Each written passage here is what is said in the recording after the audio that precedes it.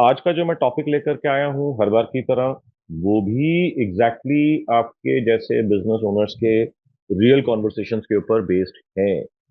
और मेरे को जो है ना, लोगों ने मैसेज करे, कहते हैं सर ये एग्जैक्टली वो चीज लिख रहे हो जो मेरे मन में चल रही होती है। पिछले कई बारी से मेरे को मैसेज आ रहे हैं, सर आपने जो लिखा है ना, एग्जैक्टली मेरे मन में ये चीज चल रही होती है। और आपका वो मैसेज आता है तो मेरे को लगता है यार ये तो बड़ा रिलेवेंट है सेशन मेरे लिए, तो मैं उसके लिए फटाफट कूद के ज्वाइन कर लेता हूँ।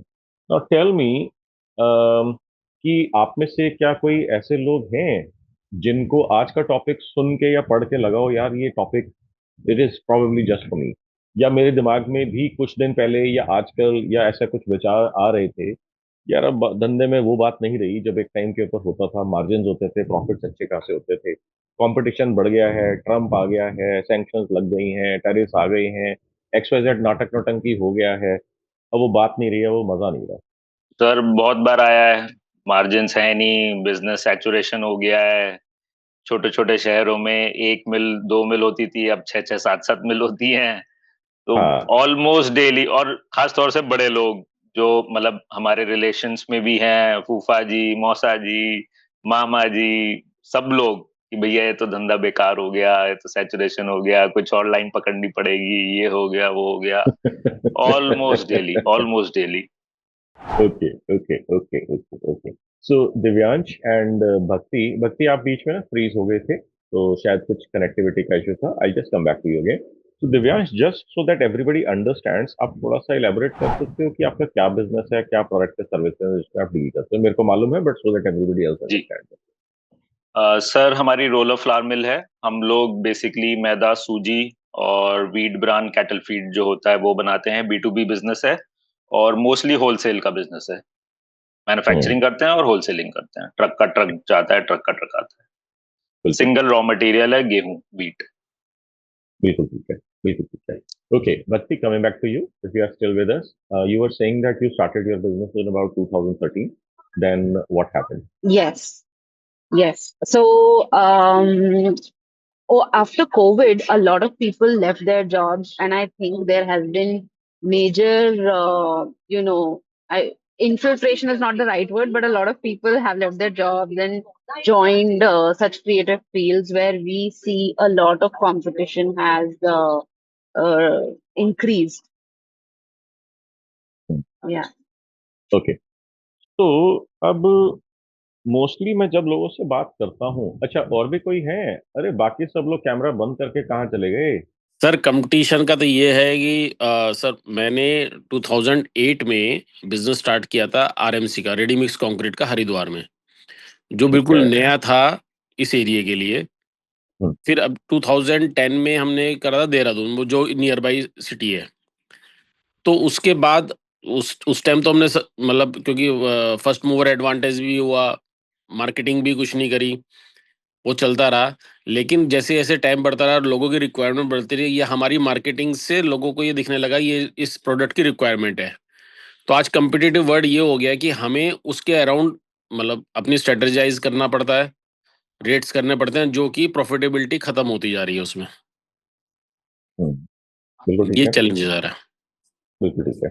जी। अब इसमें ना कुछ चीजें हैं जो मैं आपको बताऊंगा, तो आपको सुन के बताना आप में से कौन कौन लोग आप में से रिलेट कर पा रहे हैं, या आपको लग रहा है कि हाँ ये फैक्टर जो है मनुज जो कह रहा है ये ठीक लग रहा है।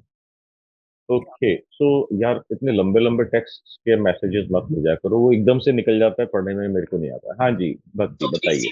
So just quickly wanted to mention one more point. My main worry or the reason to join this is it is not कि कंपटीशन बढ़ रहा है, बट ये जो नए लोग हैं, ये मार्केट का प्राइस कट कर करके इतना इतना लो ले आए हैं that it is very tough to sustain in this market में.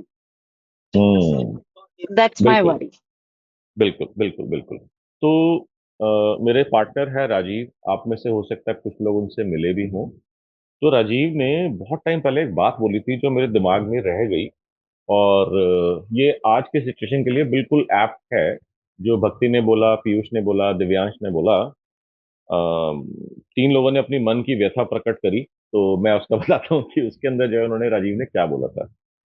राजीव ने बोला था किसी भी बिजनेस के अंदर जब तक लोगों को लगता है इसमें दो पैसे बन रहे हैं, तब तक उस बिजनेस में लोग घुसते चले जाते हैं, जब तक सारे के सारे सड़क पे नहीं आ जाते।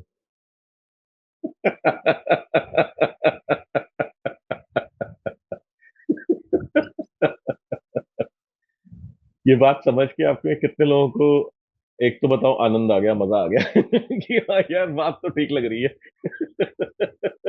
आपने एक लाइन में सब कुछ कह दिया। ओके, अब ये तो होगी हंसी मजाक की बात। अब मैं कुछ प्रैक्टिकल एस्पेक्ट्स के ऊपर भी बात करूंगा। अब इसके अंदर जो है ना, प्रैक्टिकल एस्पेक्ट्स के अंदर है, जो मैंने फैक्टर्स ऑब्जर्व करे हैं आप में से कुछ लोग हैं जिन्होंने अपने चैलेंज शेयर करे हैं, तो आप लोग भी बताना, बाकी सब लोग भी बताना कि इनमें से कौन कौन से फैक्टर्स आपको एटलीस्ट लॉजिकली बात समझ में आ रही है कि हाँ यार ठीक लग रहे हैं। जब भी हम लोग कहते हैं कि धंधे में अब वो बात नहीं रही, ये टिपिकली दो या तीन सिचुएशंस के अंदर होता है।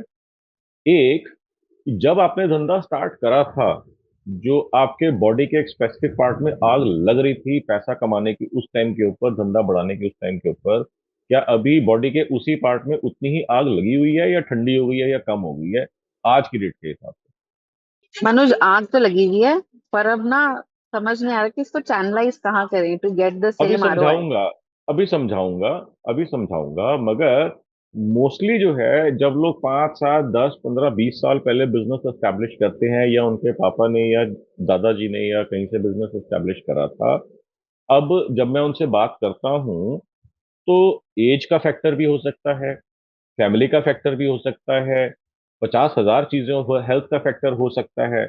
अब मन के अंदर अब वो उतनी, वो जिसको कहते हैं कि, या एक्साइटमेंट नहीं रही पैसा कमाने की, या देख लिया सब कुछ करके, या सब देख लिया, अच्छे से अच्छी चीजें देख ली, एक्सपीरियंस कर ली, तो अब जो है ना, वो आग जो है मध्यम पड़ जाती है या बुझने शुरू हो जाती है, जिसकी वजह से ध्यान जो है एक फैक्टर के ऊपर से हिल जाता है, हट जाता है, और वो फैक्टर है एक सबसे बड़ा factor, the only factor that brings cash flow in.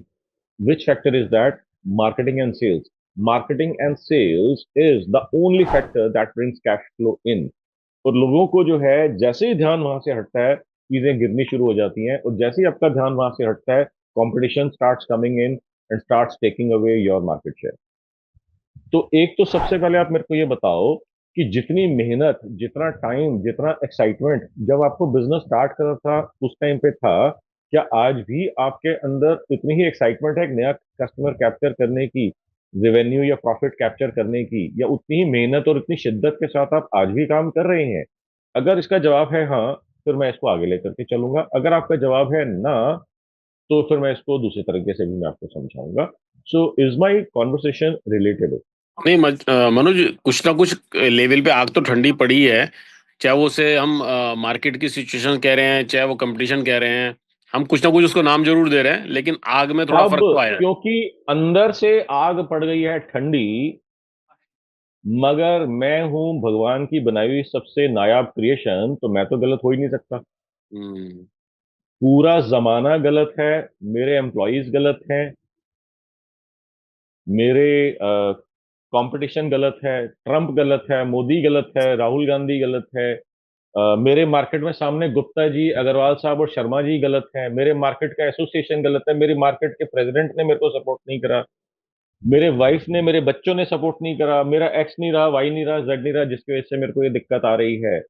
Problem is कि हम बाकी सब चीजों को दोष दे रहे हैं, हम ये नहीं समझ रहे कि एक्चुअली गलती हो कहाँ पे रही है।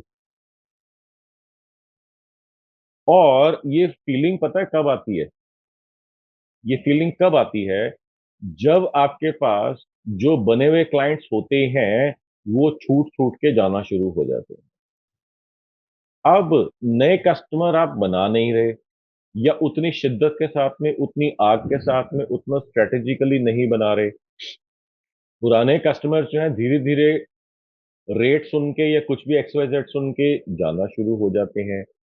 तब मन में ये फीलिंग आने लग जाती है, क्योंकि जो पुराने कस्टमर्स आपके साथ टिकते हैं, वो भी आपसे नेगोशिएट करते हैं, क्योंकि कोई ना कोई और जना जो है अपना प्राइस जो है कम करके बता रहा होता है। अब नए कस्टमर्स लेने आप जा नहीं रहे, पुराने कस्टमर्स जो है आपसे या तो नेगोशिएट कर रहे हैं, क्योंकि मार्केट में उनको बेटर प्राइस मिलना शुरू हो गए हैं, और उसकी वजह से आपका जो प्रॉफिट है वो स्क्वीज होता चला जा रहा है। क्या ये बात रिलेटेबल लग रही है? क्या आपको ये बात कुछ लग रहा है कि हाँ यार बात तो ठीक लग रही है, मेरे साथ भी ऐसा हो रहा है और मैं भी ये चीज एक्सपीरियंस कर रहा हूँ?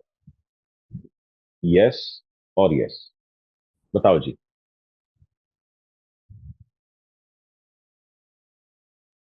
Yes sir, 100% true. अब depending on the model of business, अगर हम डिस्ट्रीब्यूशन बिजनेस के अंदर हैं तो हम पहले जितनी आग के साथ में, जितनी शिद्दत के साथ में जाते थे और वहां पर हम डिस्ट्रीब्यूटर बनाने जाते थे, होलसेलर बनाने जाते थे, रिटेलर बनाने जाते थे, अब हम निकले ही नहीं। पिछले कुछ हफ्तों से, कुछ महीनों से, कुछ सालों से हमने ग्राउंड पे जाकर के कभी कोई डिस्ट्रीब्यूटर ऐड करने की बात करके ऐड करने की कोशिश ही नहीं करी, क्योंकि अब हमारे को लगता है कि अब हम बड़े हो गए हैं। अब मेरा सेल वाला पर्सन संभालेगा, मैं इसको सैलरी देता हूँ, इसका काम है ये, मेरा काम नहीं है। मैं ऑपरेशन संभालूंगा, मैं एफएमएस लगाऊंगा, मैं एमआईएस लगाऊंगा, मैं मीटिंग्स करूंगा, बट अब मैं डिस्ट्रीब्यूटरों से, होलसेलर से, रिटेलर से मिलने के लिए नहीं जाऊंगा। और मैं ये बार बार बोलता हूँ कि marketing and sales is the only function that brings cash flow in. और हम जो है उसको छोड़ के बाकी 50,000 कामों के अंदर अपने आप को बिजी रखते हैं। हम ये अपने आप को बताते हैं, देखो मैंने कितना कुछ करा तो सही, आज मैंने इसका ये कोटेशन भेज दिया, मैंने उसका जो है आग लग रही थी उस डिपार्टमेंट में उसको सॉल्व कर दिया, इसकी प्रॉब्लम देख ली, उसकी प्रॉब्लम देख ली, मैंने ये कर दिया, मैंने वो कर दिया, मैंने उससे मीटिंग कर ली, इससे मीटिंग कर ली। मगर आप उन 80% चीजों के ऊपर फोकस कर रहे हो, उन 80% चीजों के ऊपर आप काम कर रहे हो जिसका रिजल्ट 20% या उससे कम आएगा आपके बिजनेस को ग्रो करने के लिए। जो 20% चीजें हैं जो आपके बिजनेस को ग्रो करने में डायरेक्टली कंट्रीब्यूट करेंगी, जिसका 80% या उससे ज्यादा रिजल्ट आएगा आपके बिजनेस को, आपके रेवेन्यू को, आपके प्रॉफिट को ग्रो करने में, आप उसके ऊपर फोकस ही नहीं कर रहे। अब अगर मैं आपसे पूछता हूं, अगर आपको मेरी बात ठीक लग रही है, तो क्या मैं आपको 1 मिनट का समय दूं और आप मेरे को सोच के बताएंगे कि वो 20% क्या एक्टिविटीज होंगी मार्केटिंग एंड सेल्स से रिलेटेड, जिनको करने के साथ में करते ही आपके पास कस्टमर्स और जुड़ने लग जाएंगे, डिस्ट्रीब्यूटर्स, होलसेलर, रिटेलर्स और जुड़ने लग जाएंगे, एक्सपोर्टर्स और जुड़ने लग जाएंगे, बी टू बी या ओईएम्स और जुड़ने लग जाएंगे। ऐसी क्या एक्टिविटी हो सकती है जिसको आप करेंगे और आपके कस्टमर्स, आपका बिजनेस, आपका रेवेन्यू, आपका प्रॉफिट बढ़ने लग जाएगा? Okay, so will start with you भक्ति। आपके हिसाब से क्या करने से आपको इमीडिएटली नए कस्टमर्स एंड रेवेन्यू, सेल्स और बिजनेस मिलने लग जाएगी? I I personally feel my Instagram game is lagging at the moment because मेरी mostly queries उसी के through आती हैं, and that's where I'm not focusing my time, not putting my time, and rather doing a lot of other things. However, my offline marketing has networking and marketing has grown. So I'm focusing a lot on that, and that is also bringing in good amount of work for me. But yes, I think my marketing is lacking on देखो, Instagram at the जब भी moment. आप बोलते हैं good, decent, amazing, pathetic, useless, मजा नहीं आया, मेरे को कुछ समझ ही नहीं पड़ता यार। Okay. देखो, जब तक हम लोग रियल सेंस के अंदर डीपर डाइव नहीं करेंगे, जब तक हम चीजों को नंबर्स के ऊपर लेकर के नहीं आएंगे ना, तो हम अपने आप को भी मिसलीड कर रहे हैं और कॉन्वर्सेशन भी हमारी कहीं पहुंचेगी। ये आपके लिए नहीं है, ये सभी के लिए है, ये मेरे लिए भी उतना ही एप्लीकेबल है। अब पॉइंट यहाँ पर ये है कि अगर आप कह रहे हो कि मेरे ऑफलाइन नेटवर्किंग की वजह से बिजनेस, गुड बिजनेस आ रहा है, तो फिर हमारे को ये चिंता क्यों है कि अब वो बात नहीं रही? Yeah, because it's not like the previous times. It's not enough. हाँ, अब इसका क्या दिक्कत है कि कंपटीशन बढ़ गया है, कोविड के अंदर लोगों ने जॉब छोड़ दी थी, अब इस टाइम के ऊपर जो है अभी आया था कि 12,000 लोग निकाल दिए, किसने, इन्फोसिस ने या पता नहीं किसने अनाउंस करा है, अभी 50,000 लोग और निकलने वाले हैं, उसमें से कितने लोग क्रिएटिव होंगे, सब के सब मेरा कंपटीशन बढ़ जाएगा आने वाले टाइम के अंदर, तो मैं क्या करूंगी, मैं कहाँ जाऊंगी, मेरे को सोच सोच के ही आपके बारे में टेंशन हो रही है। तो पॉइंट है कि हम लोग जो है ना स्ट्रेटेजिकली सोच ही नहीं रहे। हम लोग हर उस पर्सन को जिम्मेदार बता रहे हैं जो अपने लिए कुछ करना चाहता है। जैसे आप अपने लिए कुछ करना चाहते हो वैसे वो भी कुछ करना चाहता है, जो बेटर कर लेगा उसको बेटर रिजल्ट्स आ जाएंगे। अच्छा, अब आप में से एक बात बताओ, आप में से कितने लोगों की सेल्स टीम है, सेल्स टीम रखी हुई है? अब डेजिग्नेशन आपने क्या दिया हुआ है वो अलग बात है। आप में से कितने लोगों के पास ऐसा पर्सन है या ऐसे पीपल हैं जो कस्टमर से बात करके या लीड से बात करके ऑर्डर में उसको खुद कन्वर्ट कर लेते हैं, आपकी जरूरत नहीं पड़ती उस टाइम के ऊपर? ओके, एक जने कह रहे हैं पीयूष मेरे पास है, बाकी सबके पास क्या सिचुएशन है? ओके, मनीष कह रहे हैं मेरे पास है। ओके, अंश कह रहे हैं मेरे पास सेल्स टीम है। ओके, आईफोन कह रहे हैं आई डोंट हैव। श्रीकांत कह रहे हैं आई डोंट हैव। ओके, अब आप मेरे को ये बताओ कि जिन लोगों के पास सेल्स टीम है उन लोगों ने क्या कभी ये चीज एक्सपीरियंस करी है कि जब आप खुद बात करते हो तो आप जो है हायर प्राइस के ऊपर कन्वर्ट कर लेते हो, जब आपकी सेल्स टीम बात करती है तो जो आपका bare minimum acceptable price point होता है उस टाइम के ऊपर वहीं पर ही जाके वो कन्वर्ट कर पाते हैं?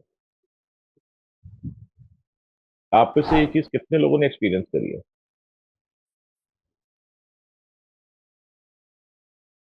मनीष कह रहे हैं ये तो हमेशा ही ऐसे होता है। अब आप ये देखो और मेरे को बताओ कि जब आप बात करते हो तो कन्वर्जन, एक तो परसेंटेज सेल्स कन्वर्जन बेटर होता है, एवरेज ऑर्डर वैल्यू बेटर होता है। Okay, average order value better होता है, प्रॉफिट बेटर होता है, upselling and cross selling better होती है। जब आपकी सेल्स टीम बात करते हैं तो जो भी आपके प्राइस हैं जो आप जिसके ऊपर कन्वर्ट करते हो हमेशा उससे वो कम के ऊपर या bare minimum acceptable price point के ऊपर आके वो कन्वर्ट करते हैं, क्योंकि उससे नीचे तो आप ऑर्डर एक्सेप्ट करते ही नहीं थे। अब आपको समझ में कुछ आ रही है मैं आपका ध्यान कहाँ पर ले जाना चाह रहा हूँ, किस पॉइंट के ऊपर मैं आपका ध्यान ला करके फोकस करना चाह रहा हूँ? क्या किसी को कुछ क्लू समझ में आया? क्या किसी को कुछ पॉइंट समझ में आया? पीयूष, आपने हैंड रेज करा है, यू कैन कम इन।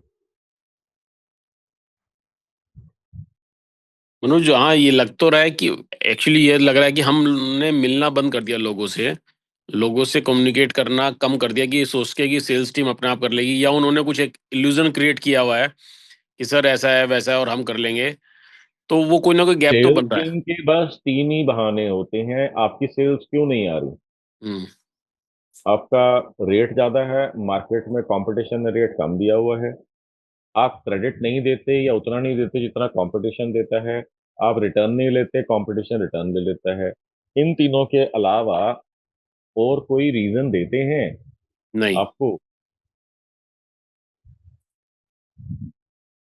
अब पीयूष, आप कितने सालों से हो इस बिजनेस के अंदर? लगभग हो गए 15 साल। 15 साल के अंदर इन तीन क्वेश्चन के जवाब हमारे पास निकले कि नहीं निकले?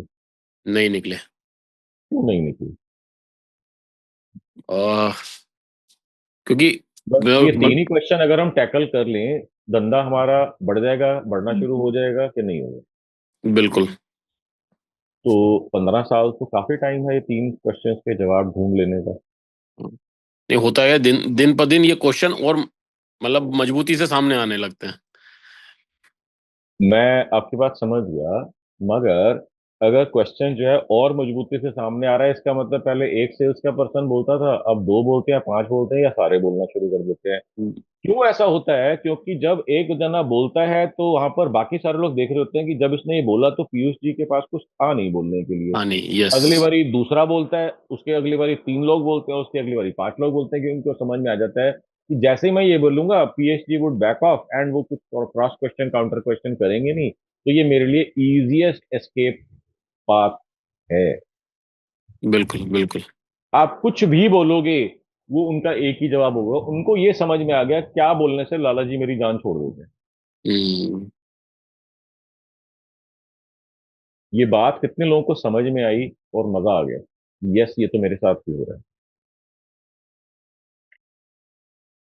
हालांकि ये मजे लेने वाली बात नहीं है, मगर एटलीस्ट समझ में तो आया कि यार गड़बड़ हो कहाँ पे रही है। बस सिर्फ तीन लोगों को ये बात समझ में आ रही है, या तीन लोगों को लग रहा है हाँ ये चीज बात समझ में आ रही है, जम रही है?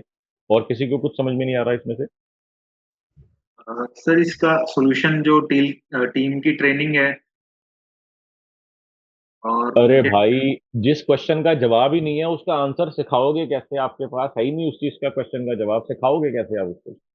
अगर आपके पास, आप मेरे से कोई क्वेश्चन पूछते हो, मेरे को उसका जवाब आता है तो मैं आपको बता सकता हूँ ना। मैं बैठ जाऊँ आपकी ट्रेनिंग लेने के लिए, क्वेश्चन का जवाब मेरे को भी मालूम नहीं है, आपको भी मालूम नहीं है, ट्रेनिंग का क्या फायदा होगा? कितना फायदा होगा? एज अ बिजनेस ओनर अपने को तो मालूम होता है ना, अपन कन्वर्ट करते हैं क्लाइंट को। अगर आप जब कहते हो कि मैं मार्केट में उतरता हूं, हाँ। मैं कन्वर्ट करता हूं, हायर प्राइस पॉइंट के ऊपर कन्वर्ट करता हूं, ज्यादा प्रॉफिट लेकर के आता हूं, तब इसका मतलब आपके पास इस क्वेश्चन का जवाब है। ट्रेनिंग का इशू है, सेल्स टीम के पास नहीं है, उसको आपने ढंग से नहीं सिखाया, या फिर अगर वो सीखने को तैयार नहीं है तो उनके मार पीट के उनको सिखाया नहीं, और अगर मारने पीटने के बाद भी नहीं सीख रहे तो निकाला नहीं।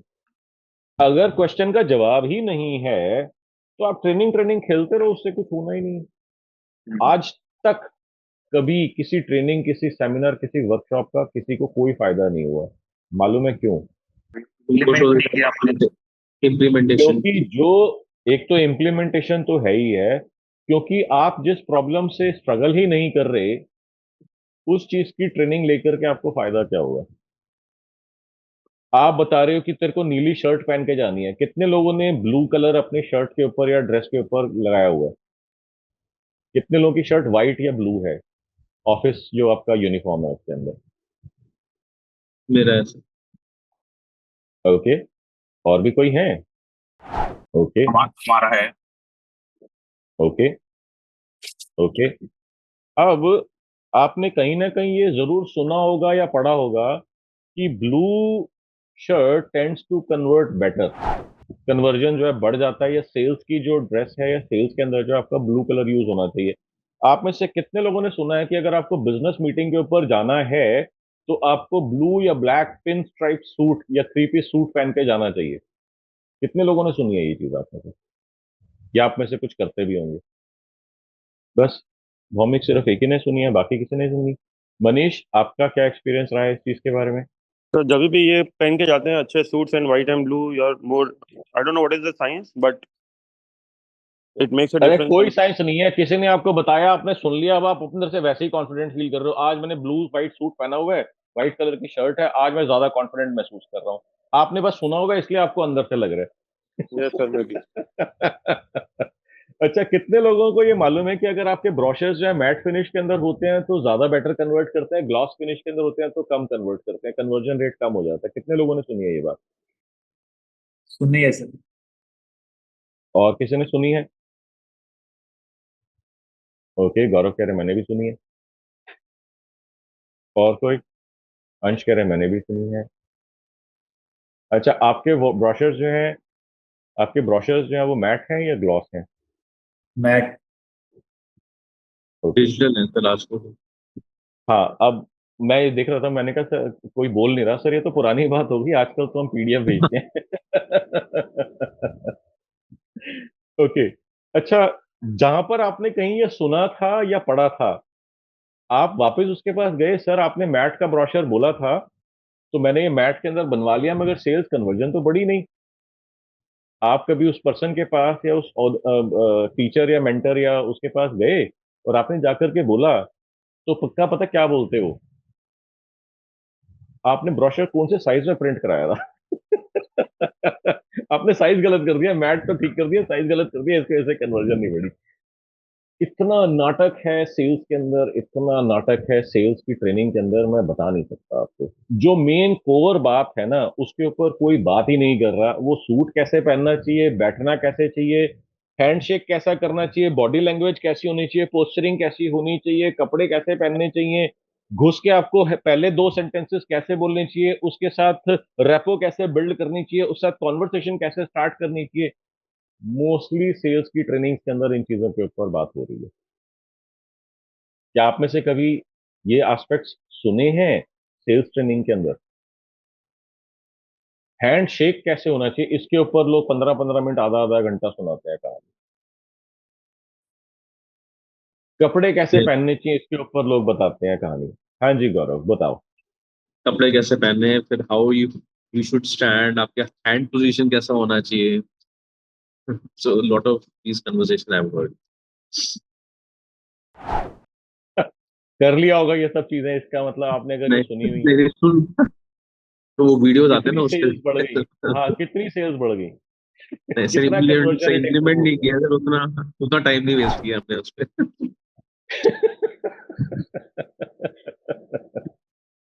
गया? अब प्रॉब्लम क्या है, हमारे पास इस क्वेश्चन का जवाब नहीं है, हम इधर उधर भाग रहे हैं. क्या क्वेश्चन? क्रेडिट को कैसे टैकल करूं,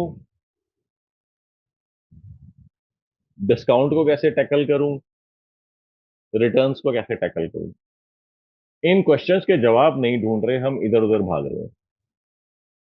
ये बात समझ में आ रही है कि नहीं आ रही है?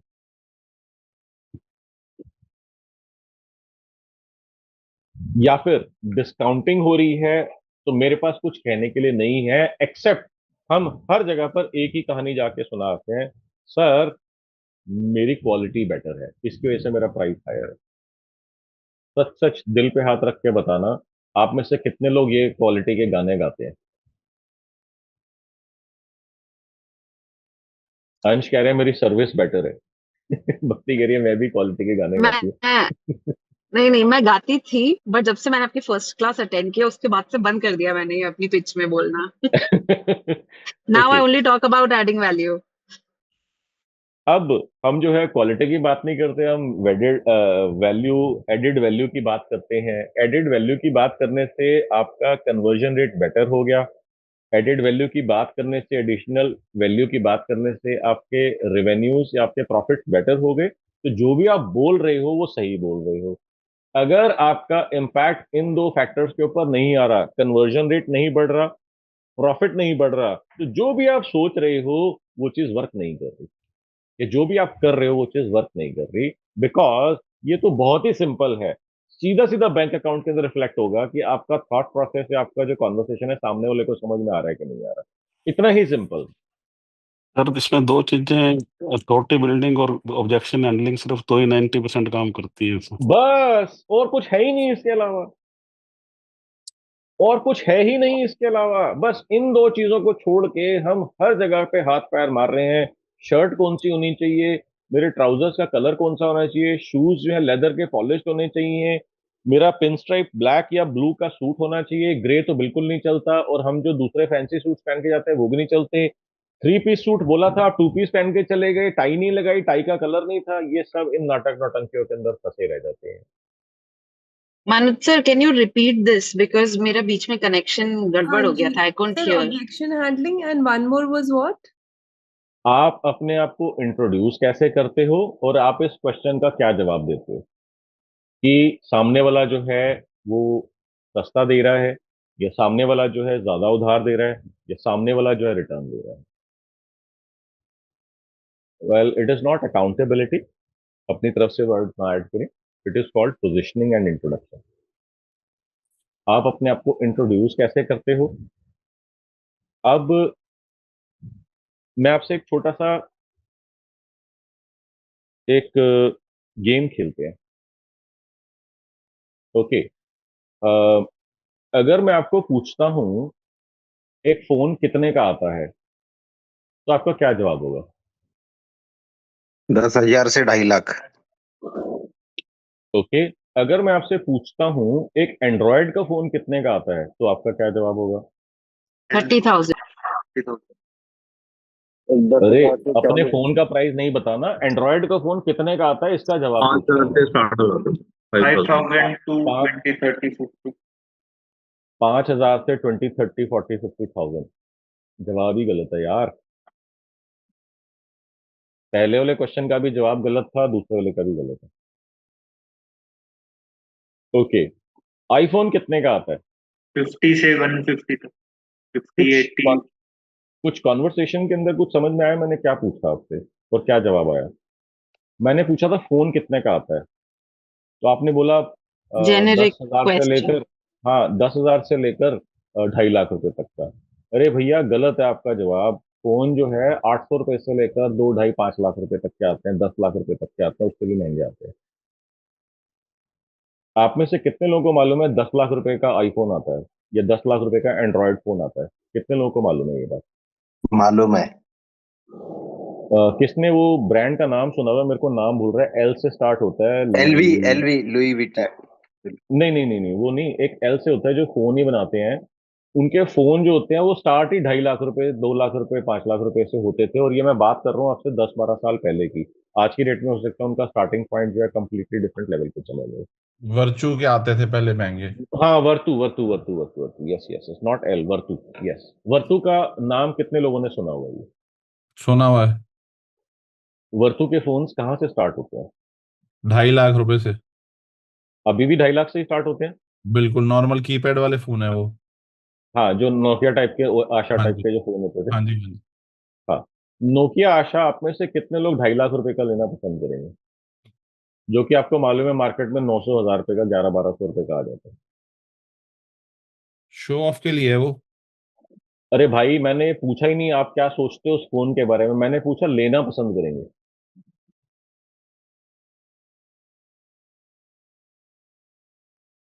नहीं सर, अभी तो तो फिर कंपनी बंद होगी क्या वो? चल रही है। फिर क्या बात है कि वो कंपनी अपना माल इतने ज्यादा हाई प्राइस पॉइंट के ऊपर बेच पा रही है? मतलब आपको मालूम है 1100 रुपए का है, आप कह रहे हो शो ऑफ है, आप कह रहे हो ये तो आडंबर की जिंदगी है, मैं नहीं जीना चाहता, I am a realist, I am not materialist guy. कुछ भी कह करके आप ये बोल रहे हो मैं तो नहीं खरीदूंगा, और सारे बोल रहे हैं मैं नहीं खरीदूंगा। मगर फिर कंपनी तो बंद हो जानी चाहिए थी बाबा, कोई अगर खरीद ही नहीं रहा तो। सर ये ब्रांड पोजीशन और ब्रांडिंग का वो खेल है। अरे तो आप भी कर लो, किसने रोका है आपको? किसने आपके सिर पे बंदूक लगाई है कि खबरदार जो ब्रांडिंग का नाम लिया मेरे अलावा? मत मानो मेरी बात, उड़ा लो 2-4-10 करोड़ रुपए, फिर मेरे पास वापस आ जाना कि सर ये भी करके देख लिया फिर भी नहीं बात बन रही, आप बताओ क्या करना है। जब हमारे को सामने वाले की मार्केटिंग स्ट्रेटजी समझ में नहीं आती, हम लोग उसको ब्रांडिंग का या लक का नाम दे देते हैं। हेलो, अरे कुछ बात समझ में आ रही है? हाँ ना, नॉनसेंस, क्या बात कर रहे हो सर, ऐसा थोड़ी ना होता है। Yes, yes. तो सर एक की चैलेंज होती है कि एक तो whether you have a product and you have the confidence in the product to stand in that market. Two very important issues. ये कब होता है? ये तब होता है जब हमारे को 3 C's मालूम नहीं होती। जब भी आप में से किसी के मन में ये बात आती है, I don't feel very confident, I am not build for sales, I am not comfortable selling, I don't want to be pestering, I don't want to sound salesy, I don't want to face customer, I can't hear no. ये सिर्फ all of these conversations तब आपके mind में आती हैं या मेरे को आप बताते हो, सिर्फ इसका एक ही रीजन है, आपके पास 3 C's क्लैरिटी नहीं है। मालूम है वो 3 C's कौन कौन से होते हैं, क्या होते हैं? एक होता है आपकी खुद की कंपनी, पहला सी। आपको अपने खुद की कंपनी, अपने खुद के प्रोडक्ट के बारे में नॉलेज या जानकारी नहीं है, आप अपने खुद के प्रोडक्ट को अच्छे से अंडरस्टैंड नहीं करते, अपनी खुद की कंपनी को अच्छे से अंडरस्टैंड नहीं करते। दूसरा सी, कॉम्पिटिटर क्या ऑफर कर रहा है, आप अपने कॉम्पिटिंग प्रोडक्ट्स को ठीक से अंडरस्टैंड नहीं करते। तीसरा सी, कस्टमर, आपके कस्टमर की एग्जैक्ट रिक्वायरमेंट, एग्जैक्ट नीड क्या है, कस्टमर कैसे सोचता है, कस्टमर कैसे डिसीजन मेकिंग करता है, आप अंडरस्टैंड नहीं करते। अगर आप इन 3 चीजों में से एक चीज भी अच्छे से समझ जाओ, आपकी सेल्स गारंटीड बढ़ जाएंगी। प्रॉब्लम क्या है कि हम तीनों में से कुछ भी ढंग से अंडरस्टैंड नहीं करते। कितने लोगों को सुन के मजा आ गया? लिखो MAG चैट के अंदर। So basically, it is, when we say customer, it is actually target customer. Decision maker. No, what I mean is, like for example, Vartu will not come and position itself to someone who doesn't have a capacity to buy, right? Point is कि आप में से वर्तु का नाम बहुत सारे लोगों ने सुना हुआ था, मगर आपने यूज नहीं करा हुआ था, लिया नहीं हुआ था, खरीदा नहीं हुआ था, बिकॉज ऑफ XYZ रीजंस। मगर वो नाम तो सबने सुना हुआ था, नहीं, अब वो नाम नहीं, अपनी what I mean is advertising कि नहीं करते। yeah, but on a daily basis, like when you come across, say, different advertisements and whatever, the Vartu ads will only go into a certain type of clients network. वो हर चलो जगह पे एक नहीं minute के जाएगा। लिए वर्तू वर्तू को हटा देते हैं, एक मिनट के लिए। रोल्स रॉयस का नाम सुना होगा, लुई विटॉन का नाम बिल्कुल सुना होगा, हर्म्स का नाम सुना होगा, बिल्कुल। उसकी बात कर लेते हैं। So even Rolls-Royce, as we discussed, earlier also we have discussed this. Rolls-Royce will never advertise, right? And they will only go into very, फिर भी very upmarket फिर भी हम event सबने to नाम सुना position हुआ है। themselves. हाँ जी, फिर भी सबने नाम सुना हुआ है। क्या रीजन है? कुछ ना कुछ इसका मतलब काम तो कर रहे हैं वो। नाम सबने सुना हुआ है और सबको लगता है कि कभी मेरे पास इतना पैसा होगा तो मैं 3 करोड़ की, 4 करोड़ की, 5 करोड़ की, आपने नाम और मॉडल भी सोच के रखा होगा और कलर भी माइंड में सोच के रखा होगा, ये लूंगा। अब इसको जो है ना, लोग एस्पिरेशनल प्रोडक्ट्स, एस्पिरेशनल मार्केटिंग के अंदर हजार तरीके के ऐसे लोग हैं जो कंफ्यूजिंग इतनी चीजें कर देते हैं। अच्छा, आप में से कभी किसी ने वर्तू यूज करते हुए देखा है? आप में से कभी किसी ने किसी को वर्तू का फोन यूज करते हुए देखा है? अच्छा, रोल्स रॉयस के ऊपर या लुई विटॉन का बैग यूज करते हुए देखा है, या आर्म्स का बैग या एक्सेसरी यूज करते हुए देखा है? Yes sir. ओके, आपके माइंड में पहला थॉट उनके बारे में क्या आता है?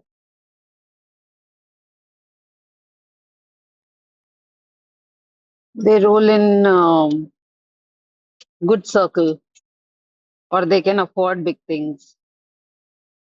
और लग्जरी।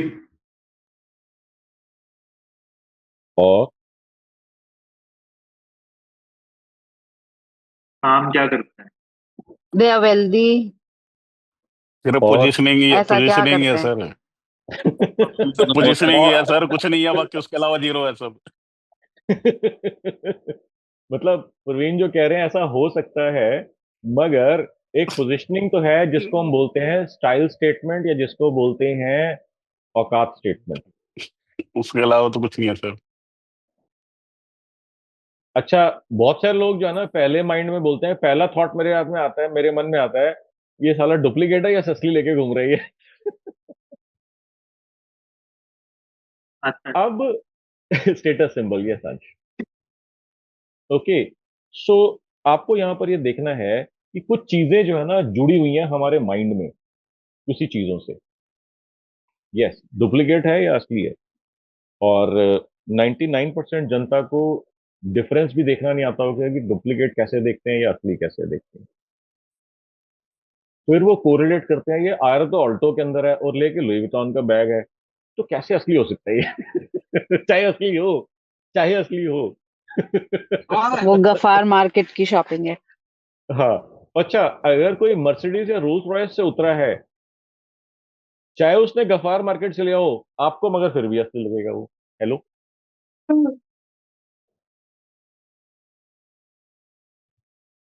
सर एक रियली किस्सा है, दुबई में मेरा दोस्त था, उसने फर्स्ट कॉपी ली रोलेक्स की 6,000 रुपये हाँ जी। में।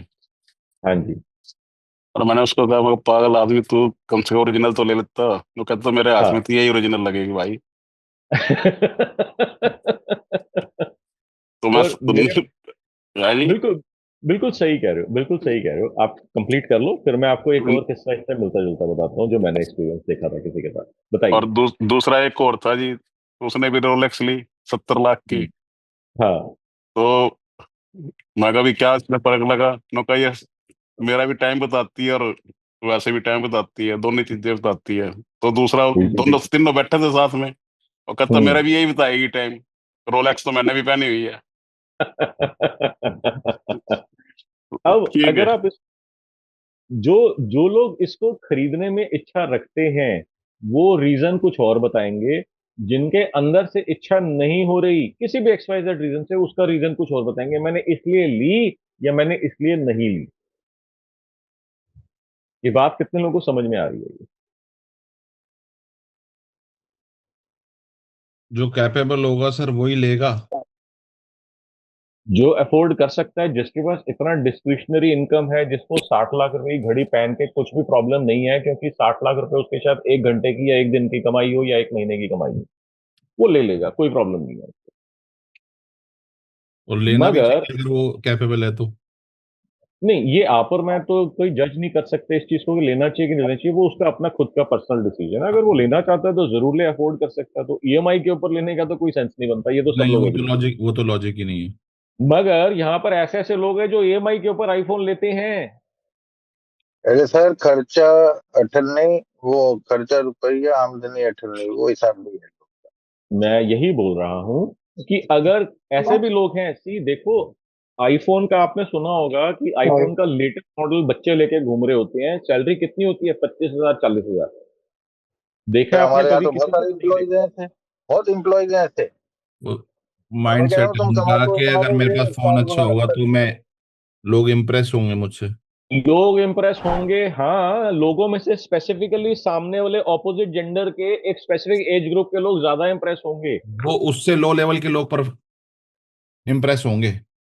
मेरे को नहीं मालूम, मेरे को नहीं मालूम। मगर पॉइंट इज कि जिसने अफोर्डेबिलिटी नहीं है उसने भी खरीद लिया, उसने भी कोई ना कोई रीजन बताया कि ये मैं इस रीजन की वजह से ले रहा हूं, चाहे बताया नहीं, सोचा।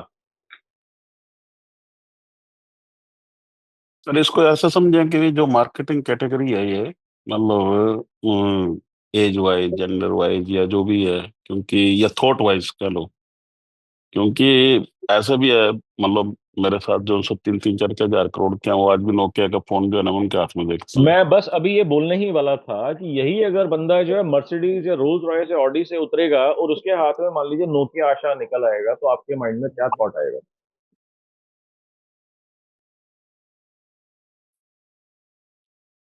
काफी डाउन या टू क्या अर्थ क्या थॉट? है। और ट्रस्ट जो है ना, position in building down plus trust समझो। डाउन टू अर्थ, ट्रस्ट, सादा जीवन, उच्च विचार। भाई अफोर्ड कर सकता है फिर भी 1100 का फोन लेकर के घूम रहे हैं, ग्राउंडेड।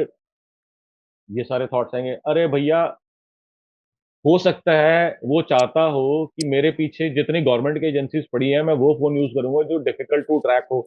मैं अगर कोई स्मार्टफोन यूज करूंगा इजी टू ट्रैक होता है, इसलिए वो यूज ना कर रहा हो। उसने 50 का पैसा देना हो, गवर्नमेंट की एजेंसीज पीछे पड़ी हो, ये भी तो हो सकता है। बिल्कुल हो सकता है और होता भी है। मगर आप तो कह रहे हो साचा जीवन, सादा जीवन, उच्च विचार, ग्राउंडेड, ट्रस्ट, सारे फैक्टर्स आपने उसको भी ग्लोरीफाई कर दिया।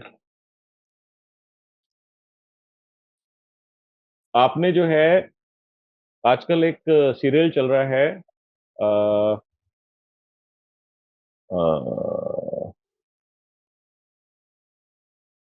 के मेनन का जो है अभी, जिसमें वो रॉ का एजेंट है, देखा है किसी ने हॉटस्टार के ऊपर? Special ops. Special ops, yes, special ops. आपने एक चीज नोटिस करी है? इसके पास 3 फोन है जिसमें से मेजरली जो कॉल्स कर रहा है ये, वो सारी की सारी नोकिया से कर रहा है ये। किसी ने ये चीज ऑब्जर्व करी है? उसके पास 2 स्मार्टफोन और हैं, मगर मेजरली जो अपने नेटवर्क के अंदर जिन लोगों से बात कर रहा है, सबसे ये जो है नोकिया वाले फोन के ऊपर कर रहा है। यूज करके कर देता हाँ जी। है, यूज करता है and then change it up burner phones. मेरे को आवाज ना क्लियरली नहीं आई, क्या बोला आपने? यूज करने के बाद क्या करते हैं? तो यूज करके मेरा या तो फोन ही फेंक देते हैं और सिम निकाल के फेंक देते हैं। मेरे so that because is agent. हाँ, हाँ, हाँ, वो भी आपने देखा होगा।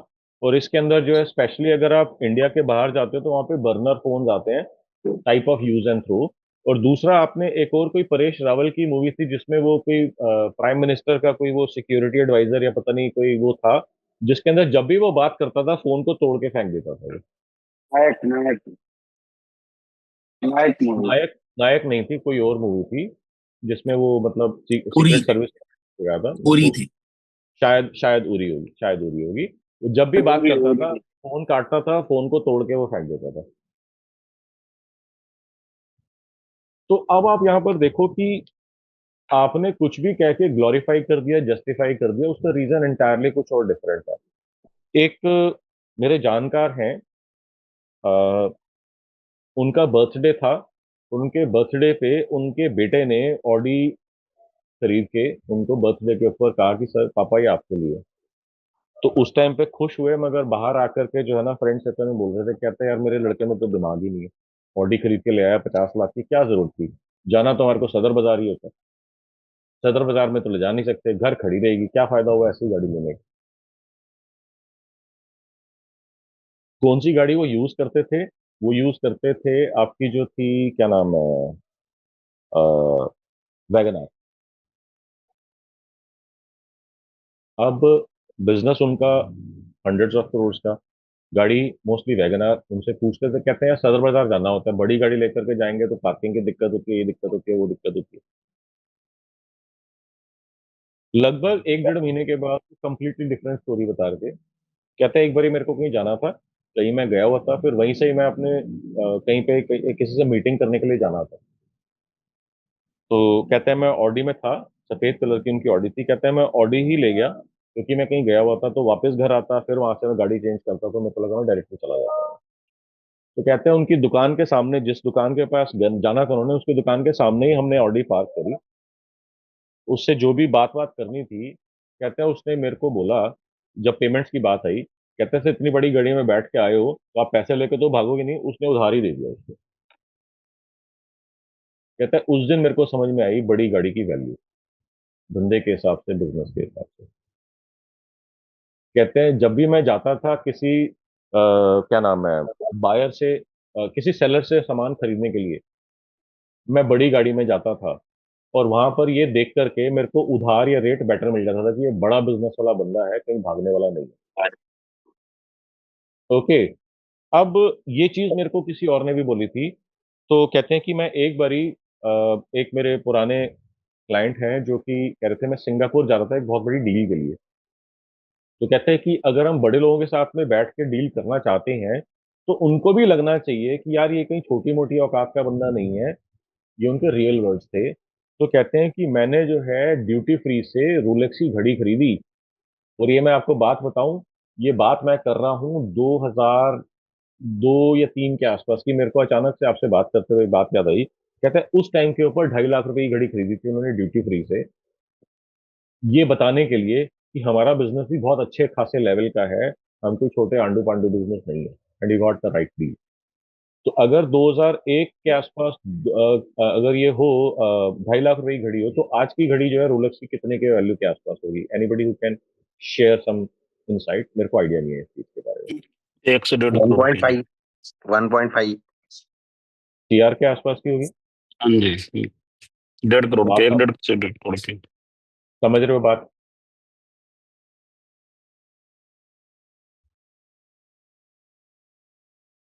तब उस टाइम के ऊपर मेरे को लगा था व्हाट नॉनसेंस, घड़ी देख के थोड़ी ना धंधा होता है।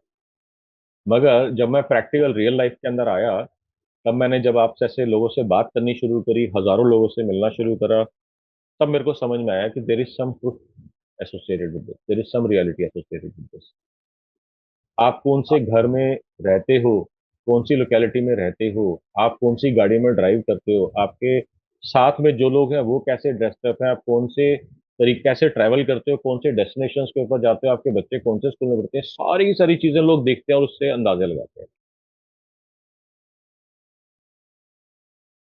होता है कि नहीं होता है ऐसा? सामने वाले के माइंड में परसेप्शन तो बनता ही है। बनता ही है, बिल्कुल बनता है। तो ये बातचीत शुरू कैसे हुई थी कि आईफोन वाले आईफोन क्यों खरीदना चाहते हैं, रोल्स रॉयस वाले रोल्स रॉयस क्यों खरीदना चाहते हैं, या एक्सवाइजेड खर्चे जो कि हम कह रहे हैं कि यार टाइम तो मेरी घड़ी में भी दिखा रहे हैं, अगर मैं 100 रुपए की जापानीज अगर मैं घड़ी ले लेता हूँ मैं, तो जो आपके होती है नंबर वाली जो घड़ी आती है, टाइम तो वो भी दिखा रही है। तो डिफरेंस कहाँ पर आ रहा है? तो कहीं ना कहीं कोई ना कोई इमोशनल कनेक्ट है, कोई ना कोई उसकी इमोशनल नीड है, जिसकी वजह से वो इतना पैसा खर्च करने को तैयार है। मगर प्रॉब्लम क्या है कि वो भले ही रोल्स रॉयस के अंदर हो, भले ही वो 10 करोड़ के, 20 करोड़ के, 50 करोड़ के घर में रहता हो, आपसे सामान खरीदते टाइम आपको पूरा निचोड़ के रख देता है। पैसा नहीं है ऐसा नहीं है, पैसा उसके पास है, मगर आपको पूरा का पूरा निचोड़ के रख देता है, क्योंकि आपको मालूम नहीं है कि उसको क्या कहे कि मैं बेचूं, ताकि वो पैसा खर्च करने के लिए मेरे को एडिशनल पैसा दे दे, या एडिशनल प्रॉफिट दे दे, या एक्स्ट्रा प्रॉफिट दे दे। आपके पास कुछ बोलने के लिए नहीं है। आपके पास मालूम नहीं है, आपको मालूम नहीं कि क्या बोलने से वो एक्स्ट्रा पैसे खर्च कर देगा। ये बात कितने लोगों को समझ में आई और मजा आ गया कि हाँ सर ये प्रॉब्लम मैं समझ रहा हूँ, ये प्रॉब्लम मेरे साथ है। बस एक ही जने को समझ में आई बात, बाकी सबको अगर नहीं समझ में आई तो बताओ कि मनोज सर यहाँ पर मैं एग्री नहीं करता है, यहाँ पर मेरे को आपकी बात क्लियर समझ में नहीं आ रही। Sir, consumer business or industrial business, इसमें there will be a difference in decision making. Consumer business में aspirational value is very high, but in industrial business is a different scenario altogether. So how do we industrial use it in business के अंदर industrial कभी business? आपने बोला है कि हम तो जब भी कोई इक्विपमेंट लेते हैं ब्रांडेड ही लेते हैं, चाइनीज नहीं लेते? कभी आपने कभी सुना है या डिसीजन मेकिंग के अंदर इस पॉइंट को यूज करा है? No, which is very common. Yes, that and there are always empaneled brands by which they बस buy. वहां पर भी सेम स्टोरी आ गई। No, that is true, sir. But what I mean is beyond that, the decision making has nothing to do. Like, for example, I'll tell you, let's say if I go to Reliance, Reliance, kabhi bhi, I mean, very rarely will buy Indian manufactured products, or in fact, till about 10 years ago, that was the story. They would never ever buy Indian products. Simply because their impression and उनके दिमाग में ये था, because मेरा ये 2 लाख करोड़ का plant है, अब मुझे वो 2000 रुपए बचाने के लिए मेरा 2 लाख करोड़ का प्लांट स्टेक पे नहीं डाल। That was their perspective. 100% मैं एग्री करूंगा, यही डिसीजन मेकिंग हमेशा होती है। आप जो है चाइनीज मशीन क्यों नहीं ले रहे, चाइनीज प्रोडक्ट क्यों नहीं लेते, या हम में से कुछ लोग चाइनीज प्रोडक्ट्स ही लेते हैं, चाइनीज मशीन ही लेते हैं। दोनों के अपने अपने थॉट्स हैं, दोनों अपनी अपनी जगह पे सही है, दोनों अपनी अपनी जगह पे जस्टिफाइड है। बट ये आपको कहीं ना कहीं आपको जो है ना Exactly. मनोज जी, इसमें कहीं ना कहीं जो है ना वो टेक्निकल, देखो प्रोडक्ट भी लेना है, यूज केस जो है ना, और टेक्निकल भी कह लो आप, किसी भी प्रोडक्ट में हर आदमी के वो तो रहते ही कंसिडरेशन में। चाहे वो हम लोग खा भी रहे हैं तब भी वो टेक्निकल देखे, मान लो हमारे लिए यूज केस मैं क्या है। यही यही बात आपसे मैं बोल रहा हूँ कि आप कस्टमर को नहीं समझ पा रहे हो कि वो क्या सोच के ये खरीदता है या क्या सोच के ये खरीदता है। आपको ये मालूम नहीं है कस्टमर थॉट प्रोसेस कैसे अपना प्रोसेस कर रहा है थॉट्स को। यही तो मैं बोल रहा हूँ And कि आप इसमें कस्टमर को नहीं समझ रहे, आप कॉम्पिटिटर को नहीं समझ रहे, आप अपनी कंपनी को खुद को नहीं समझ रहे, जिसकी वजह से हमारे को पैसा नहीं मिल रहा। सही बात। And इसमें और एक चीज हमने देखी, which was very interesting, because I've been in sales for almost 30 years now. So एक बहुत very interesting चीज देखी थी. As an Indian companies, we tend to underprice our products. So what happens is customers think we are cheap. The moment we started pricing our products higher, the perception of customers started changing. तो ठीक है, ये तो बहुत ही ideal हो गया। Ideal हो So गया कि आप जो है मार्केट के अंदर रेट पता करो, उसकी टक्कर में 5-7-10% बढ़ा करके सबसे हाईएस्ट का रख दो, प्रॉफिट्स exactly, कहीं से कहीं पहुंच जाएंगे। क्योंकि exactly. अगर So हमारे को लोअर प्राइस के ऊपर प्रॉफिटेबल था, अगर हम प्राइस बढ़ा देंगे ये तो yeah, आइडियल सिचुएशन है। yeah, because मतलब like we've seen multiple times. It हाँ, was just it's a matter of positioning the price. अब बिल्कुल Yeah, मैं आपकी बात समझता हूँ, और यहाँ पर आप ये कह रहे हैं कि अगर मैं अपनी प्राइसिंग ठीक करता हूँ यानी हायर करता हूँ तो मेरी कन्वर्जन रेट भी बेटर हो जाता है, मेरे लिए प्रॉफिटेबिलिटी भी बेटर हो जाती है। बिल्कुल। तो फिर हमारे को जो है ना हमारी बात का जवाब मिल गया, because customer thinks lower price items are cheap and they would not be able to serve the purpose that they have, so they do not show any interest in buying economically cheaper items या financially cheaper या monetarily cheaper item. हमने अपना price बढ़ा दिया तो ये तो बल्ले बल्ले होगी। ये क्यों मनोज जी, हुआ? इसमें क्योंकि हमने साइकोलॉजी को समझा कस्टमर की। अब आप कहोगे ये तो मेरे लिए एप्लीकेबल नहीं है, मैं प्राइस बढ़ाऊंगा तो जो 2-4 कस्टमर है मेरे पास वो भी भाग जाएंगे। मनोज जी, कई बार जैसे हम लोग जो है ना, एक तो परसीव वैल्यू होती है, मतलब किसी कस्टमर की परसीव वैल्यू होगी कि भी वो मेरी ये प्रोडक्ट कितने में ले सकता है या इसको कितना बेनिफिट करेगा ये। और मैं सेकंड, इसके जवाब में आपको एक बात बोलूंगा, मैं आप मेरे को बताना कि आपके लिए ट्रू है या नहीं है। आपकी इंडस्ट्री के अंदर आप जो भी बेचते हैं, मेरे को इससे घंटा फर्क नहीं पड़ता आप क्या बेचते हैं, ओके, आप जो भी बेचते हैं, क्या आपकी इंडस्ट्री के अंदर सेम लेवल सेम क्वालिटी का माल क्या कोई भी जना आपसे सस्ता बेच रहा है? सस्ता भी बेच रहा है और महंगा भी बहुत बेच रहा है। पहले मैं एक बार सस्ते वाले के ऊपर बात करता हूं कि आपके जैसी क्वालिटी का माल आपकी इंडस्ट्री के अंदर क्या कोई और है जो आपसे सस्ता बेच रहा हो? यस। नहीं, सस्ता तो इन द सेंस मैं अगर जो चैनल की बात करूँ, कंज्यूमर के पास तो ऑलमोस्ट जो है ना लगभग उसी उसमें जाता है। बट बीच में जो है ना बस ये है अभी जो चैनल जैसे डिस्ट्रीब्यूशन है, ट्रेडर है, होलसेलर है, उनको सस्ता बेच देंगे भी ताकि वहाँ पे अपना वो करके बीच में मार्जिन वो लोग ज्यादा ले लेंगे। बस ये मतलब कंज्यूमर पे तो ऑलमोस्ट जो है ना। आपके जेब में तो कम पैसा है ना, आपने तो हाँ सस्ता हाँ बेचा ना। हाँ हाँ अब बट इसी को उल्टा कर देते हैं, क्या आप ही की इंडस्ट्री में आप ही के लेवल, आप ही के क्वालिटी की माल, आपके ही स्टैंडर्ड का माल, क्या कोई ऐसा जना है, कोई ऐसा बिजनेस है जो आपसे महंगा बेच रहा है? बिल्कुल बेच रहा है। ठीक है, प्रवीण जी ने कहा कि मेरे पास दोनों हैं, मेरे लेवल के भी हैं, मेरे से नीचे वाले प्राइस के ऊपर भी बेच रहे हैं, मेरे से ऊपर वाले प्राइस के ऊपर भी बेच रहे हैं। बाकी लोगों का क्या कहना है? I've तो seen it for 30 years, sir. 101%. Sir अब आप एक मेरे को चीज एक और बात भी है। बताओ, जो इतनी कहानी आप मेरे को सुनाते हो, अब आप मेरे को ये बताओ, जो आपसे सस्ता बेच रहा है माल, उसके माइंड में आपके बारे में क्या थॉट बनता होगा? वो ये बोलते होंगे इतनी पुरानी कंपनी है, इतना ब्रांड बनाया हुआ है, इतने सालों की इनकी पहचान है, इसलिए ये महंगा बेच पाते हैं। पता है क्यों? क्योंकि ये सेम लॉजिक आप देते हो जब आपसे मैं पूछता हूँ कि सेम क्वालिटी का माल कोई जन आपसे महंगा क्यों बेच पा रहा है, तो आप यही लॉजिक देते हो। वो पुरानी कंपनी है, उसका नेटवर्क अच्छा है, उसकी ब्रांडिंग अच्छी है, वो ब्रांड एस्टेब्लिश्ड है, वो इतने सालों की कंपनी है, वो बड़ी कंपनी है, उसने ब्रांडिंग के ऊपर बहुत पैसा, कुछ भी कहानी सुनाते रहते हैं आप लोग को। सर एक केस बताता हूँ आपको मनोज जी।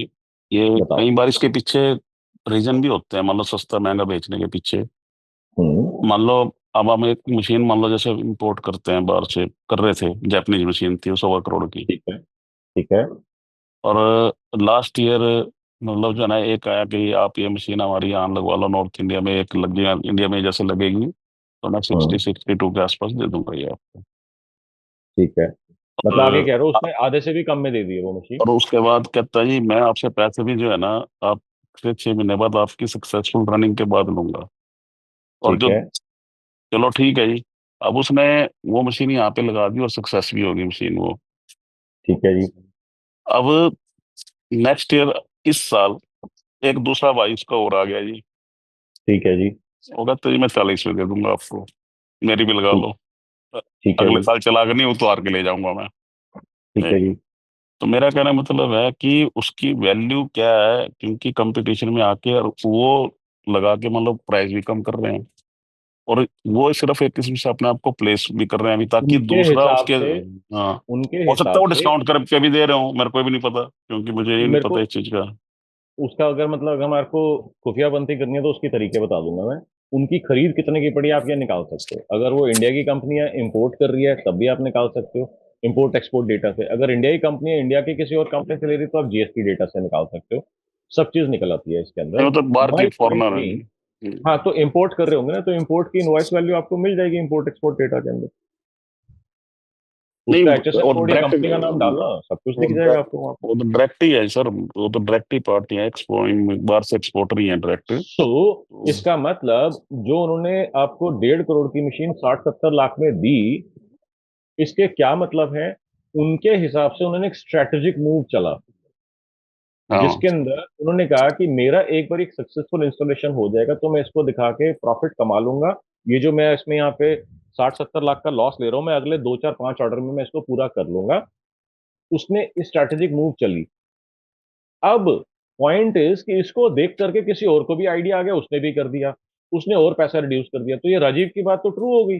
जहां पर भी लोगों को लगता है यहाँ पे दो पैसे बन सकते हैं, तब तक उस बिजनेस में सारे घुसते चले जाते हैं जब सबके सब सड़क पे नहीं आ जाते।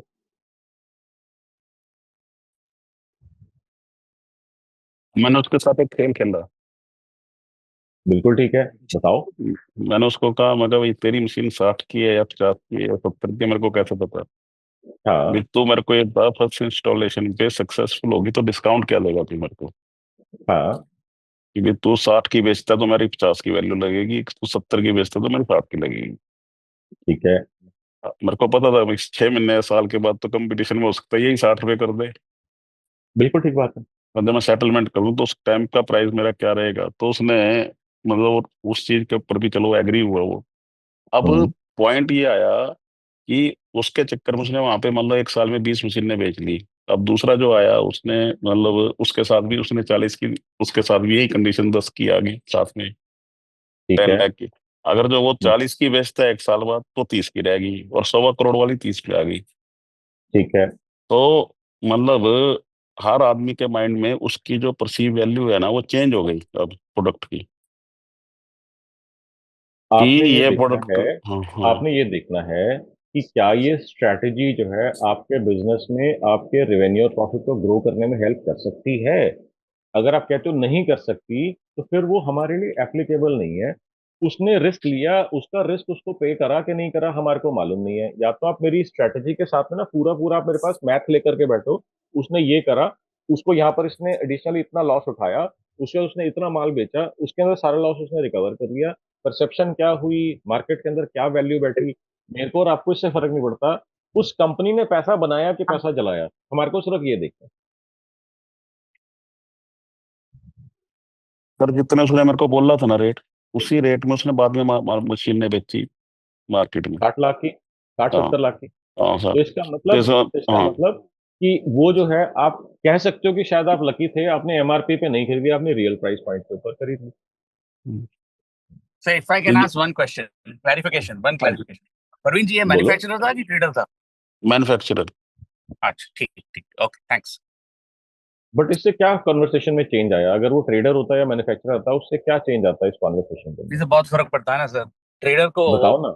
cost of doing a business for a trader is much lesser than a manufacturer. अरे 1.5 करोड़ की मशीन 60 लाख में नहीं दे सकता ट्रेडर भाई। या तो सर आप ये वो बोल रहे सर हो कि ट्रेडर जो है ट्रेडिंग 80 लाख मार्जिन रुपए 90 लाख रुपए एक में पे हो गया ना कमाएगा। सर, वो it's a matter of trading margin. नहीं, मशीन वो ना सर किसी किसी 800 बिजनेस के अंदर 800 होता किलो है, मगर 60 60 70 70 80 80% के मार्जिन मशीन के अंदर नहीं होते, मैन्युफैक्चरिंग के अंदर नहीं होते। सर जापानीज कुछ भी हो सकता, मैं कह रहा हूँ भी जो 1.5 करोड़ रुपए की भी मशीन ने आज तक लोग इंडियंस ले रहे थे, सिर्फ एक परसीव वैल्यू थी कि उनको उस मशीन से फायदा कितना उठा रहे हैं सर, इसलिए वो 1.5 करोड़ की बिक रही थी। मशीन तो 800 किलो की वैसे 100 वाट के बल्ब से चलती है वो, तो मतलब सो माय पॉइंट इज कि अब आपने यहाँ पर क्या समझा कि आपने जो है वो इंट्रोड्यूस कैसे कर रहे हैं अपनी कंपनी को, वो कंपटीशन को कैसे क्रश कर रहे हैं, और आपकी नीड्स को समझ के वो कैसे डिलीवर कर रहे हैं। ये 3 पॉइंट्स के ऊपर बात आ जाती है। जब आप परचेज करते हो, आप महंगा क्यों खरीदते हो? महंगा क्यों खरीदते हो? क्योंकि आपको मालूम है ये मेरे को लॉन्ग टर्म में रिकवरी दे करके जाएगा। अल्टीमेटली सिर्फ परसीव वैल्यू जो है ना हमें कंसीडर करनी चाहिए। मेरा सिर्फ अंदर ये था, कहीं सम टाइम हम लोग जो है ना अपनी एक ब्रैकेट में ही काम कर लेते हैं और मार्केट में अपनी पोजीशनिंग का सही फायदा उठा नहीं पाते हम लोग। मैं ये कहना चाह रहा हूँ कि जो इसका पोजीशनिंग मतलब है ये है प्रोडक्ट की, कि हम ये प्रोडक्ट कह रहे क्वालिटी की। हैं, हाँ हम ये कह रहे हैं कि हम अगर जापानीज मशीन खरीदेंगे तो मार्केट में जाके बोलेंगे कि भैया हम जापानीज मशीन खरीद के बैठे हैं, चाइनीज नहीं खरीद के बैठे, इसलिए हम ज्यादा डिमांड कर रहे हैं प्राइस। आप यही कह रहे हो ना, परसीव्ड नहीं वैल्यू का ट्रस्ट मतलब नहीं यही होगा ना। वो तो परसीव वैल्यू का तो मतलब पता है, एक ट्रस्ट था जैपनीज मशीन में, हम लोगों ने एक ट्रस्ट था कि ट्रस्ट कह ये लो, परसीव्ड वैल्यू कह लो, इसकी वजह से आप ये कहते हो कि जैसे मेरा भौमिक काम जी अच्छा कह हो रहे हैं, जाएगा। भौमिक जी कह रहे हैं ना जी, 2,000 रुपए की इंडिया की नहीं लेंगे, या 2,000 का डिफरेंस में मान लो रिलायंस है, वो 1 लाख की नहीं लेता, वो 5 लाख का बाहर से इंपोर्ट कर लेगा, क्योंकि उसके पीछे स्टेक जो है ना 2 लाख का है। अब मान लो दो इसका लाख करोड़ का है। मतलब इसका मतलब अब मैं आपको जो पॉइंट समझाने की कोशिश कर रहा हूं, मैं ये कर रहा हूं कि उसने मशीन ए भी नहीं चलाई, उसने मशीन बी भी नहीं चलाई, उसको मालूम नहीं है एक्चुअल रिजल्ट क्या आएगा, सिर्फ सुनी सुनाई बात के ऊपर जो है वो परसेप्शन के बेसिस के ऊपर डिसीजन ले रहा है। क्या पता कि अगर वो एक जापानीज लगाता है और एक चाइनीज लगाता है और वो रियलाइज करता है कि सेम आउटपुट है, कोई प्रॉब्लम नहीं है दोनों के अंदर। सर मैं आप अपने से एग्जांपल देता हूँ, अपने प्रोडक्ट पे देता हूँ इसको, अपने प्रोडक्ट पे लेके आता हूँ इसको। जी। अब मेरा प्रोडक्ट राइस है। हम्म। अब एक डिश के अंदर कितना, मतलब 4 आदमी खाएंगे, 20 रुपए का चावल लगता है, 25 रुपए का। दो ठीक सौ है जी। ग्राम लगा, मतलब 100 भी लगा लिया, 100 लगाए तो 25 रुपए का चावल हो गया। क्या ठीक है 25 रुपए जी। की डिश बनती है? वो नहीं बनती। ठीक है जी। उसमें ठीक है। क्या है कि उसमें क्या हो सकता है, वो 300 का नॉन वेज डाल देगा, कुछ ड्राई फ्रूट डाल देगा, बिरयानी बनाएगा तो वो 500 की हो जाएगी। बिल्कुल ठीक है। और मेन आ, इंग्रेडिएंट है राइस। मैं आपकी बात समझ गया। अब मैं आपको ये सारी चीजें छोड़ो, मैं आपको सिंपलेस्ट से सिंपलेस्ट जवाब देता हूं मैं आपको। आपने क्या कभी एक चीज एक्सपीरियंस करी है कि रोड के इस साइड के ऊपर इस एरिया को कुछ और बोला जाता है, रोड के इस साइड के ऊपर एरिया को कुछ और बोला जाता है? वही सेम डिश या वही सेम आलू प्याज, वही सेम फल, रोड के इस साइड के ऊपर महंगा मिलता है, रोड के इस साइड के ऊपर सस्ता मिलता है। कभी आपने ये चीज देखी है?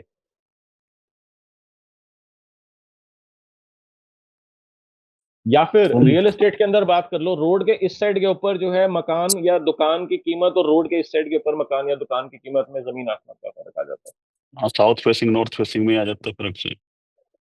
अब जो लोग कहते हैं कि हम वास्तु में विश्वास रखते हैं, वो ये सुन के सोच के नॉर्थ फेसिंग साउथ फेसिंग के ऊपर ज्यादा प्रीमियम देने को तैयार हो जाते हैं।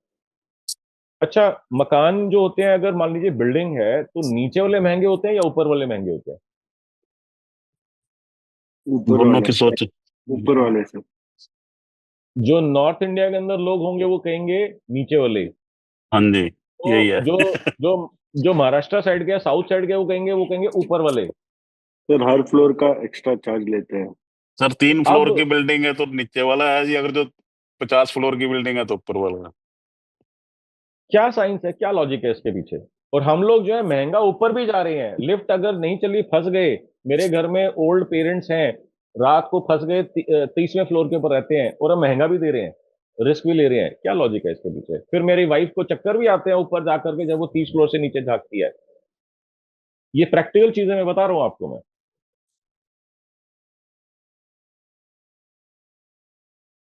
तो यहाँ पर बहुत सारे फैक्टर्स हैं, हम सारे फैक्टर्स को जाके एनालाइज कर रहे हैं, मगर हम ये नहीं देख रहे कि कस्टमर डिसीजन मेकिंग कैसे कर रहे सर एक हैं। Is this making any sense? I कि आई जब हैड आप अपने प्रोडक्ट को अच्छे से अंडरस्टैंड करो, जब आप अपने कंपटीशन की ऑफरिंग को अच्छे से अंडरस्टैंड करो, जब आप कंपटीशन के सॉरी कस्टमर की नीड को, कस्टमर के डिसीजन मेकिंग को अच्छे से अंडरस्टैंड करो, 101% गारंटीड, गारंटीड मैं आपको बता रहा हूं, आपका प्रॉफिट भी बढ़ेगा, आपका कन्वर्जन रेट भी आएगा, कंपटीशन को आप क्रश भी कर दोगे। सर आई अगर हैड इस टू पूरे टेल सम। सिस्टम को समझना है, पूरे प्रोसेस को समझना है खोल के, 1 घंटे में 1.5 घंटे मैंने आपका ध्यान इस चीज के ऊपर लाया है। आप में से अभी भी आधे लोग मानने को तैयार नहीं है, नहीं मैं नहीं एग्री करता। मत करो, जो आप कर रहे हो वो करते रहो, अगर आपको डिजायर्ड रिजल्ट्स मिल रहे हैं तो। अगर इस प्रोसेस को पूरा ढंग से समझना है, तो फिर मैं आपको इनवाइट करूंगा, आप आंखें बंद करके 5 मंथ्स वर्कशॉप के अंदर आ जाओ, जहां पर मैं इंडिविजुअली हर बिजनेस ओनर के साथ बैठ के ये सारा सिस्टम उसके साथ डिस्कस करता हूँ। उसका पर्सनल ग्रोथ मॉडल क्या होगा, पर्सनल मतलब आपकी कंपनी का, इंडिविजुअल कंपनी का ग्रोथ मॉडल, मार्केटिंग मॉडल क्या होगा, उसको हमारे को तेजी से कैसे ग्रो करना है।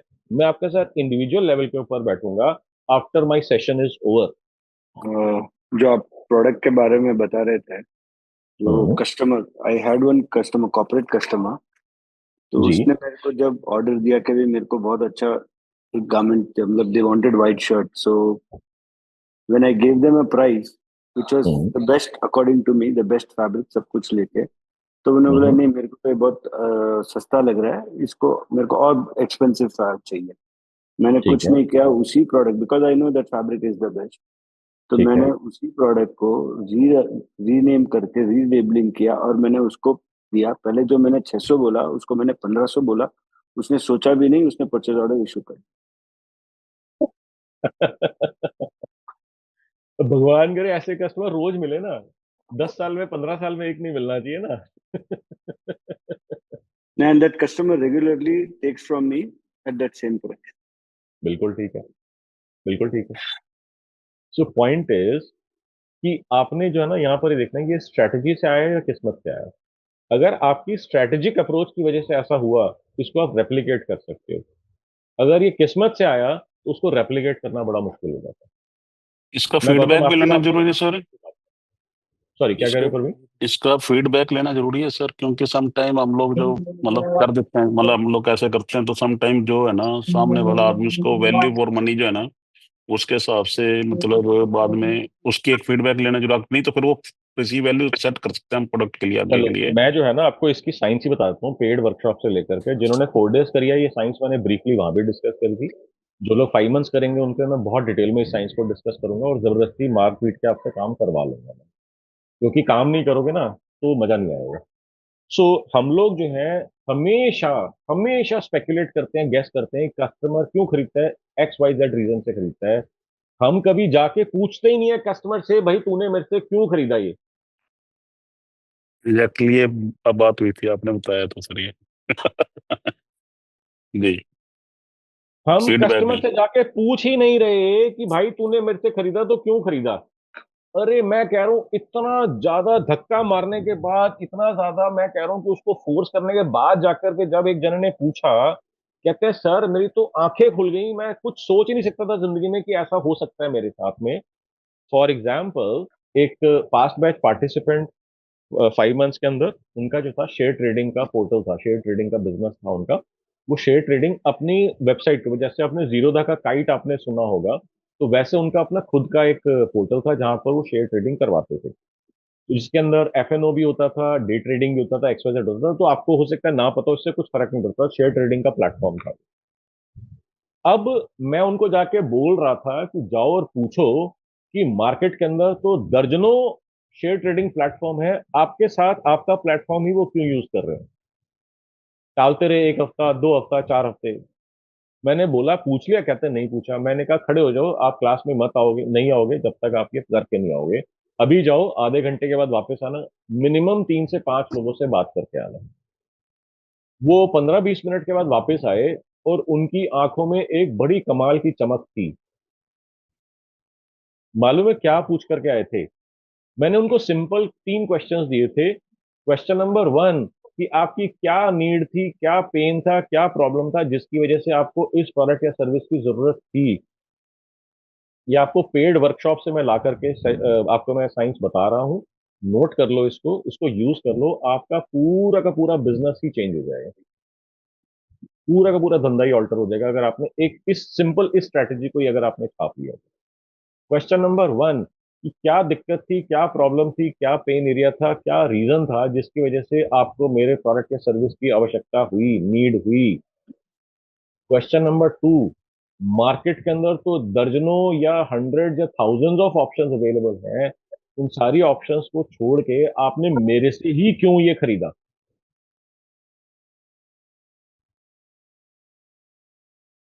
क्वेश्चन नंबर 3, जब आपने मेरा प्रोडक्ट या मेरी सर्विस यूज कर ली, आपके बिजनेस के ऊपर या आपके ऊपर क्या इम्पैक्ट आया है। अगर ये 3 क्वेश्चंस जैसे मैंने बोला है बिना अपना दिमाग लगाए अगर आप ये कॉन्वर्सेशन में बात कर लेते हो, तो all you need to do is talk to 30, 40, 50 people, that is it. अब जब इन्होंने ये क्वेश्चन जाकर के पूछा कि आपको क्या नीड थी, ऑब्वियसली शेयर ट्रेडिंग करनी थी, धंधा बनाना था, अपना पैसा बनाना था, इसलिए मेरे को प्लेटफॉर्म चाहिए था। तो मार्केट के अंदर तो हंड्रेड्स ऑफ प्लेटफॉर्म्स अवेलेबल हैं, दर्जनों प्लेटफॉर्म्स अवेलेबल हैं, और ये जीरोधा विरोधा जैसे तो इतने अच्छे प्लेटफॉर्म्स माने जाते हैं, उनका छोड़ के मेरे से आपने क्यों लिया। कहते हैं क्वेश्चन मैंने 3 अलग अलग लोगों से, अपने टॉप के कस्टमर से पूछा, तीनों ने अमंग्स अदर थिंग्स एक कॉमन जवाब दिया कि आपकी लीवरेज इंडिया के अंदर सबसे ज्यादा है। अब जो लोग ये पॉइंट समझते हैं लेवरेज का क्या मतलब होता है, उनको समझ में आ जाएगा। जिनको नहीं समझ में आता लेवरेज का क्या मतलब होता है, वो छोड़ दें। पॉइंट इज कि उसने 3 लोगों से बात करी, अमंगस्ट अदर जवाब, एक जवाब तीनों ने कॉमन दिया कि इंडिया के अंदर आपकी लिवरेज सबसे ज्यादा है, सबसे ज्यादा है।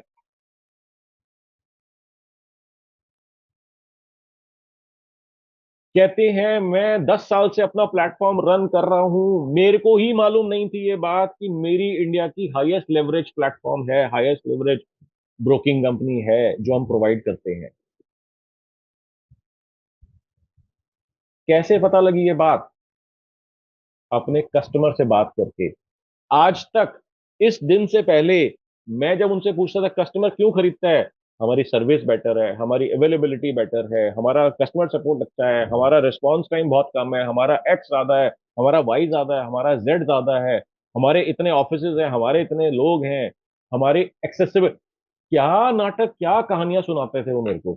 जैसे ही उन्होंने कस्टमर से बात करी, उनका पूरा पूरा गेम प्लान चेंज हो गया।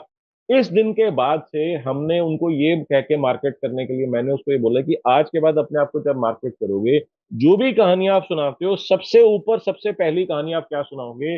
इंडिया लार्जेस्ट या India highest leverage broker. Conversion rate ठक से जंप कर गया। ये बात समझ में आई आपको कि समझ में नहीं आई? तो जब आप कहते हैं कि सर ये चीज मेरे बिजनेस में कैसे एप्लीकेबल होगी, मैंने जो आपको स्ट्रेटजीज बताई, तो ये जो मैंने क्वेश्चंस बताए, ये 3 क्वेश्चंस आप किसी भी बिजनेस में अपने कस्टमर से पूछ लो ना। स्पेक्युलेट क्यों कर रहे हो? मेरा चावल अच्छा है, मगर पॉइंट इज कि जो मैं सोचता हूं, अगर वही रीजन होता तो मेरी मार्केटिंग स्ट्रैटेजी, मेरी सेल्स स्ट्रैटेजी काम कर रही होती।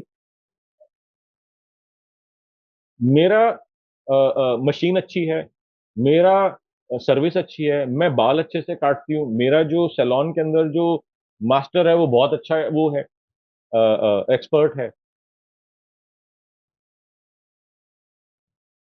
मेरा प्रोडक्ट या मेरी सर्विस यूज करने से आपके ऊपर क्या इम्पैक्ट आया, आपकी लाइफ के ऊपर या आपके बिजनेस के ऊपर क्या इम्पैक्ट आया, डिपेंडिंग ऑन आप किस तरीके के प्रोडक्ट या सर्विस में डील करते हो।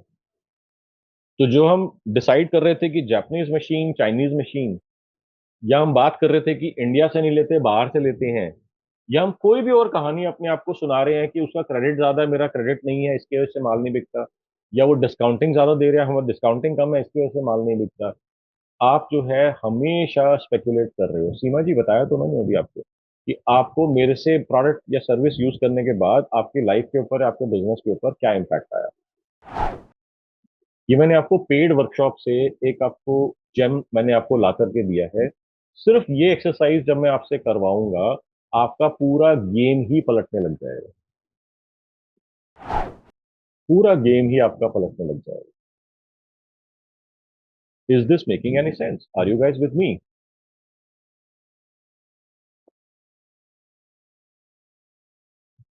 सो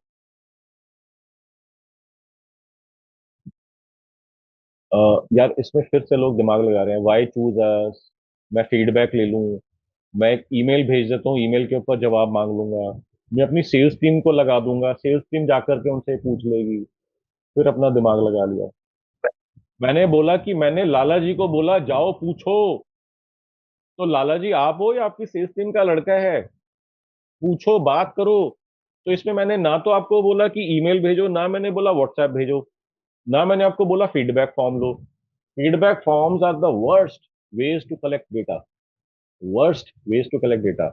आप क्वेश्चन कैसे लिखते हो, फीडबैक उस चीज के ऊपर डिपेंड करता है। अगर आपका क्वेश्चन आपने ठीक से लिखा है तो वही आपको हायर फीडबैक दे जाएगा। क्वेश्चन ही आपका गलत है, खराब लैंग्वेज यूज करिए, वही सेम सेवरेज, सेम सब कुछ आपको खराब फीडबैक मिलके जाएगा। जो मैंने लैंग्वेज बताई है, जो मैंने शब्द यूज करे हैं, आपको रट के एग्जैक्टली सेम लैंग्वेज, सेम शब्द यूज करने हैं। इनके वर्ड्स के अंदर हेरा फेरी करने से आपका इम्पैक्ट खत्म हो जाएगा, आपके रिजल्ट्स चेंज हो जाएंगे। जो मैंने आपको शब्द बताए हैं, एग्जैक्टली वही शब्द यूज करने हैं। अगर आपने उसके अंदर अपनी अंग्रेजी घुसा दी, आपका काम खराब हो जाएगा। हाँ जी, रघुनंदन। सर एक क्वेश्चन था, अभी आपने पीछे मतलब पिछले जो इससे पहली जो दूसरी इससे मतलब सेकंड वर्कशॉप आज से पहले तो उस पे आपने वेडनेसडे मॉर्निंग वाले में तो आपने उसमें बताया था कि हमें जो कनेक्ट करना चाहिए हमें like I am a director तो मैं वाइस प्रेसिडेंट से ही बात करना चाहूंगा, मैं प्रोक्योरमेंट मैनेजर इन सब से नहीं बात करूंगा, उनको मैं लूप में रखूंगा बट मेरे को down to up to down आना है। Okay, right sir. देन आज आपने मेरे को बताया कि now I am into a B to B business, मेरी ठीक डायरेक्ट है, बात जैसे महिंद्रा एंड टाटा से होती है कि मेरे को डायरेक्ट ठीक उनसे है, बात करनी होती है, वो उनके कस्टमर्स होते हैं जो मेरे को सर्विस उनको प्रोवाइड करके देनी होती है। ठीक राइट है सर। जी। When I go to them क्या then then I can like ये मेरे लिए फिर स्ट्रैटेजी शायद अप्लीकेबल होगी सर कि लाइक दैट यू सेड कि रोलेक्स वाला ऐसा कोई बिजनेस एग्जांपल। नहीं है जहां पर ये स्ट्रैटेजी एप्लीकेबल ना हो। अगर सर मैंने पहले रोलेक्स। बोला था कि आपको परचेज मैनेजर से बात स्टार्ट नहीं करनी है, मैंने ये नहीं बोलता हाँ परचेज मैनेजर से बात नहीं करनी है, हाँ हाँ हाँ, मैंने ये बोला आपने कहा था परचेज कि मैनेजर हाँ से नहीं बात करनी है, स्टार्ट राइट। नहीं करनी है। स्टार्ट आपको ऊपर से करनी है, क्योंकि परचेज मैनेजर जो है अपनी जॉब के जोखिम, जॉब के रिस्क के ऊपर आपको हायर प्राइस के ऊपर नहीं हायर करेगा, आपके प्रोडक्ट या सर्विसेज को नहीं अप्रूव करेगा। Right right. उसका मैंने पूरा लॉजिक और पूरा साइंस भी मैंने आपको, साइकोलॉजी भी यस मैंने आपको बताया। Yes yes. तो अब आपको देखना है कि डिसीजन ओनर या डिसीजन मेकर कौन है, हम्म जिसको आपने माल बेचा है पास्ट में। हम्म अब वो कौन कौन लोग हो सकते हैं? वो हो सकता है कंपनी का ओनर हो हम्म सकता है कंपनी का सीएफओ, हो सकता है वो हम्म प्लांट हेड हो सकता है वो टेक्निकल या क्वालिटी का पर्सन हो। वो कौन पर्सन है जिसके रीजनिंग की वजह से वो कंपनी डिसाइड करती है, जिसके लॉजिक की वजह से कंपनी डिसाइड करती है कि हमारे को एक्स लेना चाहिए या वाई नहीं लेना चाहिए। हम्म उस पर्सन से आपको बात करनी है कि क्या रीजन था जिसकी वजह से आप ये नया प्रोडक्ट या सर्विस ढूंढने के लिए निकले? क्या रीजन था कि हंड्रेड्स ऑफ ऑप्शंस में से आपने ये वाला फाइनलाइज करा? क्या रीजन था, या इसका आपने जब मेरा ले लिया प्रोडक्ट या सर्विस यूज करना शुरू कर दिया, तो आपके बिजनेस के ऊपर, लाइफ के ऊपर या एक्सवाइजेड के ऊपर क्या इम्पैक्ट आया? ओके अब ये B2C के लिए भी एप्लीकेबल है, ये B2B के लिए भी है, ये डिस्ट्रीब्यूशन मॉडल के अंदर भी है, एक्सपोर्ट के अंदर भी है, सर्विस बिजनेस में भी है, प्रोडक्ट बिजनेस में भी है। इससे कुछ फर्क ही नहीं पड़ता आप क्या करते हो। सर, मैं तो रोलेक्स वाला आपका एग्जांपल यूज कर रहा था कि जो आपने रोलेक्स और एक सूट वाला बोला कि उसका दिमाग में मतलब वो स्ट्रैटेजी चेंज होगी कि भाई इसके पास पैसा है, ये भागने वाला नहीं है। तो ये B2B में तो बहुत ही अच्छी तरह एप्लीकेबल होगा अगर हम किसी से काम मांगने जाएंगे कि भाई बट फिर हम में से कितने लोग जो हैं रोलेक्स पहन के जा रहे हैं या रोल्स रॉयस के अंदर जा रहे हैं? ऑब्वियसली नहीं जा रहे मतलब, बट यस पॉइंट इज अगर, ध्यान से समझो, अगर उसका कंसर्न है ये माल लेकर के भाग तो नहीं जाएगा, पैसा मेरा मार तो नहीं लेगा, तब आपने उसको सटल तरीके से इसको आंसर कर दिया, without speaking you said a lot. But अगर उसका ये कंसर्न ही नहीं है तो आप रोलेक्स पहन के भी चले जाओ और आप रोल्स रॉयस में भी चले जाओ, तब भी वो चीज काम नहीं करेगी। क्या करा Okay, sir. हमने? स्पेकुलेट करा। हमने स्पेकुलेट क्यों करा? क्योंकि हमने कस्टमर से जाके पूछा नहीं। कस्टमर से जाके क्यों नहीं पूछा? ये मनोज बजाज पागल है, मरवाएगा। मैं जाके कस्टमर से पूछ लूं कि मेरे से बिजनेस क्यों कर रहे हो, और अगर उसने बोला ठीक है नहीं करूंगा, आगे से गलती होगी, तो जो हाथ में 2-4 क्लाइंट है वो भी छूट जाएंगे। राइट। अब क्वेश्चंस यही पूछने हैं, इसको कैसे कैसे कहां कहां पूछने हैं, ये मैं आपको सिखाता हूं कि अब इनको सैंडविचिंग कैसे करनी है। There are some questions which are suppose to be asked directly on the face, there are some questions that are suppose to be asked in what is known as sandwiched conversations. और कई बारी sandwich conversations आपको ऐसे ऐसे जवाब दिलवा देती है जहां पर आप सपने में भी नहीं सोच सकते कि ये भी पॉसिबिलिटीज हो सकती है मेरे बंदे के लिए। ये लोग इस तरीके से ऐसे ऐसे से भी डिसाइड करते हैं, डिसीजन मेकिंग करते हैं। जब मैंने आपको ये सिखा दिया, आपने जाकर 2-3-5 लोगों से बात करी, आपने मेरे को बताया कि मनोज सर इसका जवाब नहीं आ रहा, मेरे से आपने बात करी, मैंने कहा ठीक है इसमें हल्का सा स्लाइटली इसको ट्वीक कर दो, जवाब आना शुरू हो जाएगा, जवाब आना शुरू हो जाएगा। That is the power of 5 months workshop and individual one-on-one mentoring. जब भी आपके माइंड में ये फीलिंग आती है कि अब मेरे बिजनेस में वो बात नहीं रही, तो सबसे पहले तो आपको मालूम ही नहीं है कि लोग खरीदते क्यों हैं आपसे, राइट? ठीक है। दूसरा, अब आप स्ट्रेटेजिक मार्केटिंग कर ही नहीं रहे हो और अपनी डायरेक्टली मार्केटिंग एंड सेल्स के प्रोसेस से डिस्कनेक्ट हो चुके हो। आपको लगता है कि मेरे जो सेल्स टीम है वही सब कुछ मेरे को ला करके देगी। सेल्स टीम, अगर आप डिस्कनेक्टेड हो कस्टमर से, तो आपको क्या लगता है आपकी सेल्स टीम ज्यादा अच्छे से आपसे बेटर कनेक्टेड होगी कस्टमर के साथ में? नहीं जी, ऐसा नहीं है। जो मैंने आपको 3 क्वेश्चंस बताए हैं, ये क्वेश्चंस जो है आपकी मार्केटिंग स्ट्रेटेजी का बेसिस बनने वाले हैं। आपकी पूरी मार्केटिंग की स्ट्रेटेजी जो है इन 3 क्वेश्चंस के ऊपर बेस करके हम निकालते हैं कि लोगों ने पास्ट में जिन्होंने आपसे कुछ भी माल खरीदा है वो खरीदा क्यों है, क्या रीजन है उसको खरीदने का। अगर आपको ये रीजन समझ में आना शुरू हो जाए कि यार XYZ रीजन हैं, ये 2 या 3 रीजन हैं जिसकी वजह से लोग मेरे से माल बार बार खरीदते हैं, वही आपकी मार्केटिंग स्ट्रेटेजी का पार्ट बन जाएंगे, तो आपके लिए एडिशनल कस्टमर्स और कस्टमर्स लाना आसान हो जाएगा कि नहीं हो जाएगा? बताना आसान हो जाएगा दूसरे को कन्वर्ट करने के लिए। बिल्कुल ठीक है, बिल्कुल ठीक है। जब आपको बताना आसान हो गया, और यही रीजंस हैं, यही तरीका है जिस तरीके से लोग डिसाइड करके आपका माल या आपकी सर्विस लेते हैं, वही डिसीजन क्राइटेरिया आपने उनके सामने रख करके उनको समझा दिया, तो आपकी लीड ज्यादा क्वालिफाइड हो जाएंगी कि नहीं हो जाएंगी? कन्वर्जन रेट बढ़ जाएगा कि नहीं बढ़ जाएगा? बढ़ेगा। और अगर आपने उनका पेन एरिया या प्रॉब्लम एरिया ही सॉल्व कर दिया, उनका डिसीजन मेकिंग क्राइटेरिया ही अगर आपने ऑन कर लिया, तो आपका जो है प्रीमियम आप उसका चार्ज कर सकोगे कि नहीं कर सकोगे? यानी कि प्रॉफिट आपका ग्रो कर जाएगा कि नहीं कर जाएगा? बिल्कुल। ये 3 क्वेश्चंस जो हैं, इस क्वेश्चन का जवाब है या इस स्टेटमेंट का या इस थॉट का जवाब है, अब वो बात नहीं रही, क्योंकि आप कस्टमर से फील्ड से कंप्लीटली डिस्कनेक्टेड हो। या फिर आप कहते हो नहीं मैं पूरी मेहनत करता हूं, मैं सेल्स भी खुद करता हूं, मार्केटिंग में भी खुद मैं इन्वॉल्व हूं, आपको मालूम ही नहीं है कि आपका बायर बाय क्यों करता है आपसे, आपका कस्टमर आपसे खरीदता क्यों है। अगर आपको ये मालूम चल जाए तो आपके बेस्ट रिजल्ट्स आएंगे, क्योंकि आपको ये मालूम चल गया कि आपका जो बायर है या आपका कस्टमर है खरीदता क्यों है, आप डायरेक्टली मार्केटिंग और सेल्स के अंदर इन्वॉल्व हो, इमीडिएट इंप्लीमेंटेशन, इमीडिएट रिजल्ट्स। हम लोग डिस्कनेक्टेड है रियलिटी की वजह से, इसकी वजह से हमारी सेल्स नहीं बढ़ रही। ये बात समझ में आ रही है कि नहीं आ रही है? ठीक है, और ये तीनों क्वेश्चन एक बार रिपीट करना सर। प्रोडक्ट लेने से आपको मेरा प्रोडक्ट या सर्विस चाहिए क्यों था, आपने मेरा ही क्यों खरीदा, मेरे सर्विस और प्रोडक्ट यूज करने के बाद इम्पैक्ट क्या आया।